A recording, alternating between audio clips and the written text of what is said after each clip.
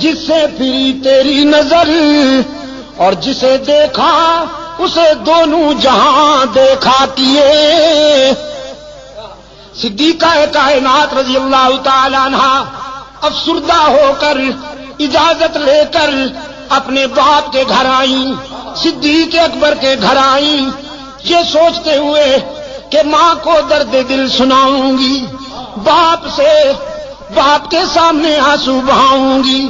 لیکن فرماتی ہیں گھر پہنچی تو ماں بھی آنسو میں ڈوبی ہوئی ہے، باپ بھی قرآن کی تلاوت کرتے ہیں اور زارو قطار رو رہے ہیں.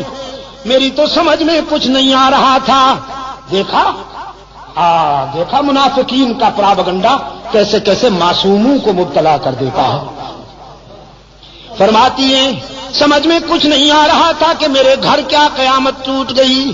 یہ تو ام مستہ کی زبانی پتہ چلا کہ عائشہ کتنی بھولی ہے تو، تیرے خلاف تو مستقل محاذ بن چکا ہے، مستقل محاذ بن چکا ہے. تیری کردار کشی کے لیے لمبی چوڑی دلیلیں دی جا رہی ہیں، افسانے گھڑے جا رہے ہیں، کہانیاں گھڑی جا رہی ہیں، قسمیں اٹھائی جا رہی ہیں کہ عائشہ ایسی ہے، عائشہ ویسی ہے. تجھے تو پتہ ہی نہیں ہے کسی بات کا. فرماتی ہے میں اس قدر متاثر ہوئی کہ بے ساختہ بخار میں مبتلا ہو گئی. گھر کے اس کونے میں چلی گئی مصلی اٹھا کر جہاں مکمل اندھیرا تھا، تنہائی تھی. ماں نے گھبرائی ہوئی بیٹی کو مصلی اٹھا کر جاتے دیکھا، سوچا کہیں جان سے نہ مار ڈالے خود کو. پوچھا بیٹی کہاں جاتی ہو؟ عائشہ نے کہا چپ رہیے، گھبرائیے نہیں، ہائی کورٹ تو ناراض ہو گیا ہے، ذرا سپریم کورٹ کا دروازہ کھٹکھٹانے جا رہی ہوں. اب اس کے دروازے پہ آنسو بہانے جا رہی ہوں جہاں آدم روتے ہیں، زکریا روتے ہیں، ابراہیم روتے ہیں، یونس روتے ہیں اور سب کے آنسو پوچھے جاتے ہیں. آج اس کے محبوب کی عائشہ بھی آنسو کا نذرانہ لے کر جا رہی ہے، اللہ کی عدالت میں اپیل کرنے جا رہی ہوں. میرے معبود میرے کردار کو کوئی اور جانے یا نہ جانے، لیکن تو میرے کردار کو بھی جانتا ہے، افکار کو بھی جانتا ہے. یہاں عائشہ نے آنسو کی برسات میں اللہ کی عدالت میں اپیل کر دی. وہاں رحمت عالم صلی اللہ علیہ وسلم نے صحابہ کا اجلاس بلا لیا، صحابہ کا اجلاس بلا رکھا ہے. میرے آقا نے فرماتے ہیں بتاؤ کیا کروں، عائشہ کے معاملے میں رائے دو، کیا کروں.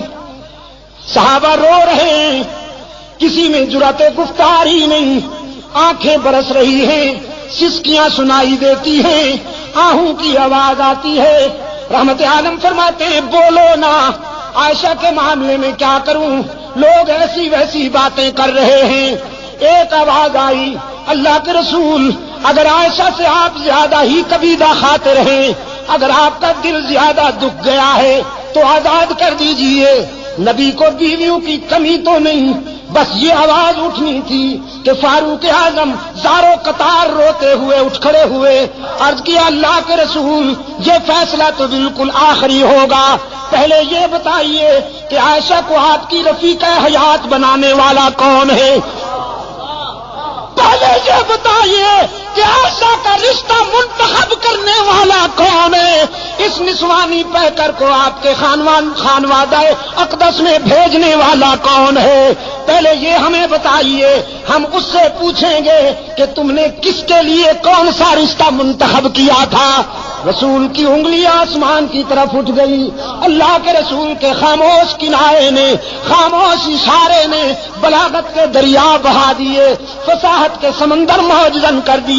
رسول کی انگلی آسمان کی طرف اٹھی، فاروق کی تلوار نیام سے نکل آئی. عرض کیا اللہ کے رسول جس نے عائشہ کو آپ کے گھر میں آپ کی بیوی بنا کر بھیجا ہے، آپ کے گھر سے نکالنے کا اختیار بھی اسی کو ہے. عائشہ پر تنقید کرنے والوں کو میری تلوار کے حوالے کر دیجئے، ان سے میری تلوار نمٹے گی، انہیں تو میں سمجھوں گا. رحمت عالم صلی اللہ علیہ وسلم کی آنکھوں میں آنسو تھے، لبوں پہ مسکراہٹ چمک گئی. فرمایا جزاک اللہ ابن خطاب، جزاک اللہ، تو نے میرے دل کی گرانیاں دور کر دی، تو نے میرے ذہن کی گرانیاں دور کر دی، جزاک اللہ میرے عمر۔ بس فیصلہ وہیں سے ہوگا۔ اب میں بھی اسی کے فیصلے کا منتظر ہوں، تم بھی اسی کے فیصلے کا انتظار کرو، ہم سب اللہ کے فیصلے کے منتظر ہوں گے۔ یہاں سے نعرہ تکبیر، نعرہ تکبیر، اسلامی انقلاب، شان صحابہ، شان صحابہ، مولانا عبد المجید شاہ ندیم، مولانا ضیاء الرحمان فاروقی، حضرت مولانا محمد ایوب جان پنوری، چترال کے غیور عوام، مجاہدین افغانستان، ہم سب اللہ کے فیصلے کا انتظار کریں گے۔ میرے آقا یہاں سے اٹھے اور چترال کے روشن ضمیروں، جانتے ہو کہاں پہنچے؟ ایک گھر بڑا خوش نصیب ہے، ایک گھرانہ بڑا خوش نصیب ہے، ساری کائنات رسول کے قدموں میں، اور رسول ابو بکر کے دروازے پر، صدیق اکبر کے دروازے پہ دستک ہوئی، دروازہ کھٹکھٹایا گیا۔ حضرت عائشہ کی غمزدہ ماں نے ڈوبی ہوئی آواز میں پوچھا، من بالباب، کون ہے؟ ہمارا دروازہ کھٹکھٹانے والا کون ہے؟ بس چھوڑ دو ہمیں اپنے حال پر، ہمیں کیوں ستاتے ہو، ہمیں کیوں تڑپاتے ہو، ہمیں اپنے حال پہ رہنے دو۔ باہر سے کوثر و تسنیم میں دھلی ہوئی آواز بلند ہوئی، ابو بکر کے گھر والوں دروازہ کھولو نا، تمہارے دروازے پہ آسمان رسالت کا سراج منیر آیا ہے، عبداللہ کا یتیم آیا ہے، محمد عربی آئے ہیں، دوڑتی ہوئی آئی ہے۔ حضرت عائشہ کی والدہ دروازہ کھولا، رحمت عالم صلی اللہ علیہ وسلم کو دروازے پہ موجود پایا، عرض کیا اللہ کے رسول آپ، صبح صادق طلوع ہو گئی، شام غم کو سویرا مل گیا۔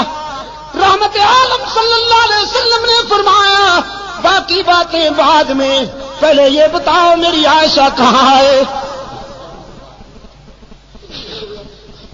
عائشہ کہاں ہے؟ اور حضرت عائشہ فرماتی ہیں میں اپنی والدہ اور اپنے آقا کے الفاظ سن رہی ہوں، میرے دل نے تقاضا کیا کہ اٹھوں اور دامن رسول سے چمٹ کر جی بھر کے رو لوں، سارے دل کا بوجھ اتار دوں، لیکن پھر میرے ضمیر نے میرے قدم روک لیے۔ کہاں جاتی ہو؟ جس کی عدالت میں اپیل کی ہے ذرا وہاں سے فیصلہ تو ہو لینے دو، اس کی عدالت کو چھوڑ کر یہ سچ ہے کہ آج تیرے در پہ تیرا محبوب آیا ہے، لیکن اس عدالت کو چھوڑ کر کہاں جاؤ گی؟ ماں نے عرض کیا اللہ کے رسول میری بیٹی تو اسی دن سے آنسو میں ڈوب چکی ہے، بولتی بھی نہیں، کسی بات کا جواب بھی نہیں دیتی، مصلے پہ سجدے میں روتی رہتی ہے۔ رحمت عالم صلی اللہ علیہ وسلم قریب آئے، عرض فرمانے لگے عائشہ آج اپنی صفائی میں جو کچھ کہنا چاہتی ہو کہو، سننے کے لیے آیا ہوں۔ حضرت عائشہ فرماتی ہیں میرے آقا اشکو بسی و حزنی اللہ، آج میرا وہی حال ہے جو ابو یوسف کا تھا۔ فرماتی ہیں میرے غم و حزن کا یہ عالم کہ یعقوب علیہ السلام کا نام ہی بھول گیا، ابو یوسف کہہ کر گزارا کیا۔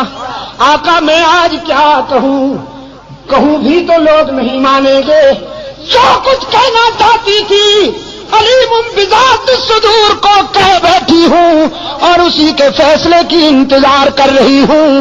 وہ یوسف پر الزام کی صفائی دینے والا ہے، وہ موسیٰ پر الزام کی صفائی دینے والا ہے، وہ عیسیٰ پر حضرت مریم پر لگائے جانے والے الزام کی برات کرنے والا ہے۔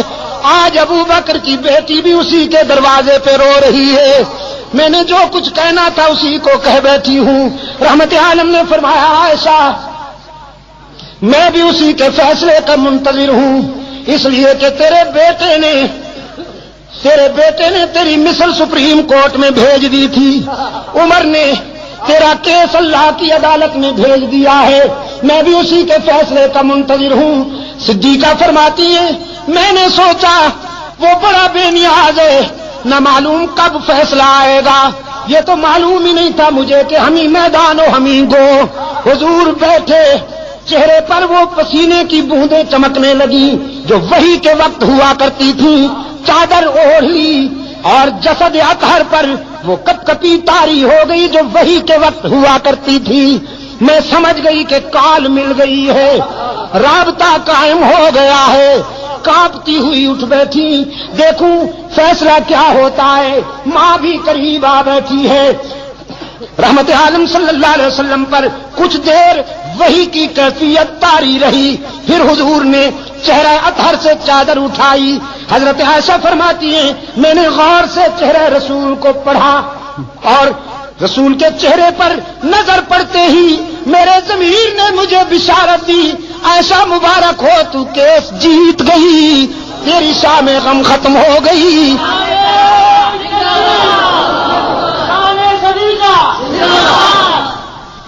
اس لیے کہ رحمت عالم صلی اللہ علیہ وسلم کے چہرے پر غم و حزن کے آثار غائب تھے، راحت و مسرت کا سویرا چمک رہا تھا۔ چادر ہٹاتے ہی رحمت عالم صلی اللہ علیہ وسلم نے فرمایا عائشہ مبارکباد دیتا ہوں، اے صدیق کی بیٹی، تیرے مقدر کا کون مقابلہ کرے کہ موسیٰ پر الزام لگے تو ایک عورت وکیل صفائی بنتی ہے، یوسف پر الزام لگے تو ایک لڑکا وکیل صفائی بنتا ہے، مریم پر الزام لگے تو عیسیٰ بچہ وکیل صفائی بنتا ہے، لیکن ابو بکر کی بیٹی یہ تیرا مقدر ہے کہ جب منافقین نے تجھ پر تنقید کی تو خود رب العالمین وکیل صفائی بن گیا، خود رب نے تیرے کیس میں وکالت کی ہے۔ اور قرآن اترا الخبیثات للخبیثین والخبیثون للخبیثات والطیبات للطیبین والطیبون للطیبات اولئک مبرؤون مما یقولون لهم مغفرۃ ورزق کریم۔ اور میں حضرت شیخ الحدیث مدظلکم میں اسی موڑ پر کہا کرتا ہوں اور اللہ سے دعا کرتا ہوں کہ حشر میں بھی وہ مجھے یہ سعادت بخشے۔